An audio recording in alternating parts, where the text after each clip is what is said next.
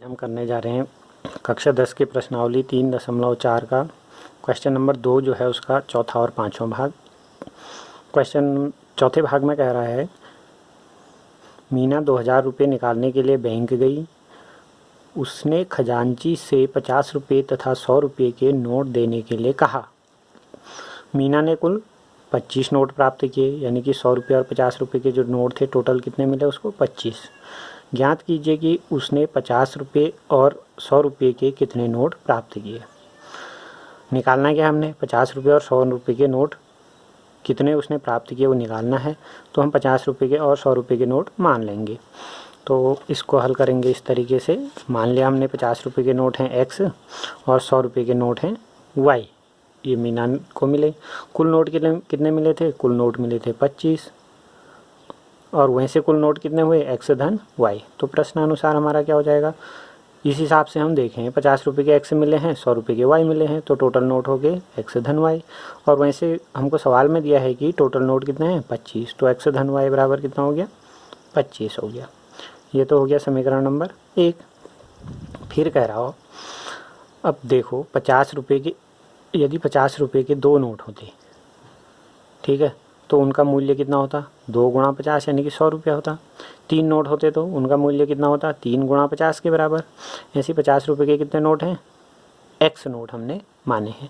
तो 50 रुपये के x नोटों का मूल्य कितना हो जाएगा 50x, यानी कि 50 रुपये के x नोटों का मूल्य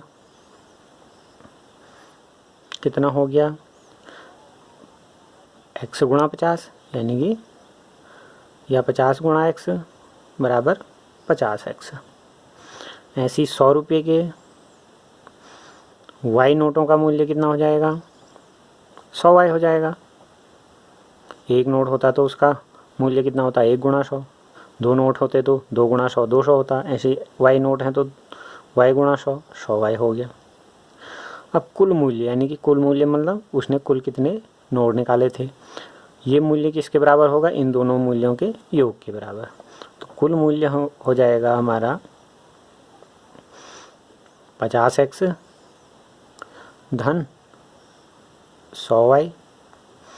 प्रश्नानुसार कुल मूल्य हमको दिया है नोटों का कितना है 50x धन 100y जो है ये किसके बराबर हो जाएगा 2000 के बराबर। इस तरीके से ये हो गया। अब इस समीकरण को हम और छोटा भी कर सकते हैं। यदि हम 50 से भाग दे दें तो 50 एकम 50 यानी कि x हो जाएगा धन 50 दूना 100 2y हो जाएगा बराबर 50 दूना 100 50 चक्को 200 और 0 हुआ 40। समीकरण नंबर 2। समीकरण 1 क्या था हमारे पास, समीकरण 1 था हमारे पास x धन y बराबर 25 था। अब विलोपन विधि से हमने हल करना है। x के गुणांक बराबर हैं, चिन्ह भी समान है। चिन्ह पहले तो हम देखते हैं कि गुणांक हमने बराबर करने होते हैं, वो यहाँ पर हैं। अब चिन्ह समान हो तो क्या कर देते हैं, घटा देते हैं। समीकरण 2 - 1 कर देंगे। समीकरण 2 में से 1 घटाएंगे तो चिन्ह बदल जाएगा। ऋण x धन x कट गए, 2y में से y घटाया तो y बचा, 40 में से 25 घटाया तो 15 बचा। y का मान कितना आ गया 15 आ गया। अब यदि हम समीकरण 1 से देखें, समीकरण 1 में हमारे पास था x धन y बराबर 25। समीकरण 1 से x की जगह x धन y की जगह 15 रख देंगे बराबर 25। इसको उधर ले गए तो x बराबर हो गया 25 ऋण 15 बराबर 10। x से क्या माना था हमने 50 रुपये के नोट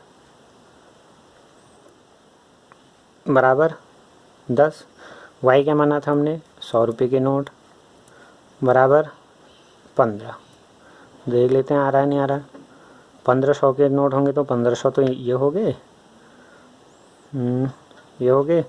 50 हैं तुम्हारे 10 के नोट, 50 ग्राम 500 ये हो गया और जोड़ दिया तो 2000 ये आ गया। इसका मतलब हमारा उत्तर सही है। अब अगला प्रश्न देखते हैं। अगले प्रश्न में कह रहा है, किराए पर पुस्तक देने वाले किसी पुस्तकालय का प्रथम 3 दिनों का नियत किराया है। प्रथम 3 दिनों का नियत किराया मतलब हम कितने ही भी दिन के लिए किताब लें तो शुरू के 3 दिनों में एक फिक्स किराया पड़ेगा। तथा इसके बाद अतिरिक्त दिन का अलग किराया है। यानी कि जैसे हम 4 दिन ले रहे हैं तो 3 दिन का तो फिक्स हुआ, तो 1 दिन का अलग जो किराया है वो पड़ेगा। अब सरिता जो है, सरिता ने 7 दिनों तक पुस्तक रखने के लिए 27 रुपये अदा किए। सुशी ने एक पुस्तक 5 दिनों तक रखने के लिए 21 रुपये अदा किए। नियत किराया तथा प्रत्येक दिन का किराया ज्ञात कीजिए। नियत किराया क्या है यहाँ पर?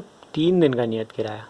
तो हम वो चीज़ मान लेंगे। मान लिया हमने कि प्रथम 3 दिनों का नियत किराया हमने मान लिया 100 रुपया, और उसके बाद जो अतिरिक्त दिन है उसके लिए हमने किराया मान लिया y रुपया। अब जो पहले सरिता ने किताब रखी कितने दिन? 7 दिन। तो 7 दिन का किराया क्या पड़ेगा सरिता को? 3 दिन का तो फिक्स पड़ना है, यानी कि 3 दिन का नियत किराया पड़ेगा, धन हमको कितने दिन बचे? 4 दिन, धन 4 दिन का अतिरिक्त किराया, इस हिसाब से पड़ेगा। अब 3 दिन का जो नियत किराया है वो तो है x रुपया, धन उसके बाद जो दिन बचे 4 दिन बचे, 1 दिन का y है तो 4 दिन का 4y हो गया। प्रश्नानुसार